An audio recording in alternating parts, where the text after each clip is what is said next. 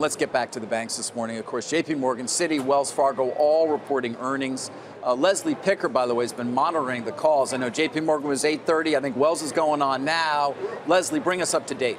Hey, David, that's right. We've been jumping on and off calls for the last few hours from the three banks, which reported mixed results this morning. JPMorgan beating on the top and bottom line, Citi beating on the bottom line and missing on the top, while Wells Fargo fell short of analyst estimates for both. The results sent shares of all three firms lower in earlier trading today, as you can see there. Here's what's going on underneath the surface. Wells Fargo had a tough quarter marked by lower fees and deposits. Loans also declined by about 1%. That sent profit down for the quarter, even after excluding charges over regulatory issues. Citi, on the other hand, they on their trading side saw fixed income down 6%, but that was offset by strength in equity trading, which was up 19%, though that business is a little bit smaller.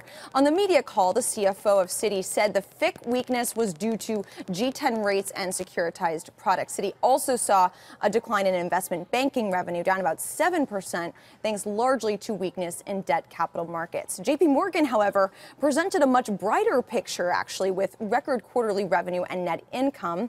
On an analyst call, Chairman and CEO Jamie Dimon touted the strong environment that contributed to their firm's second quarter results. Consumer confidence and business confidence are very high, albeit off their highs, probably because of something like trade. So if you're looking for potholes out there are not a lot of things out there, and the growth is accelerating. And, of course, things are always a little bit different. And, of course, in focus is this idea of this trade war and how that impacts the business of JPMorgan, Citi, and Wells Fargo. On the two calls, JPMorgan and Citi, they both said that the trade war has created more of an indirect effect through uncertainty in the markets that they cover, but not really having a real impact just yet on their business. And as you mentioned, David, Wells Fargo's analyst call just began. Citi's begins in about 90 minutes, so we'll be tuning into those. And as you can see, their stocks still down for all three of the companies that reported this morning.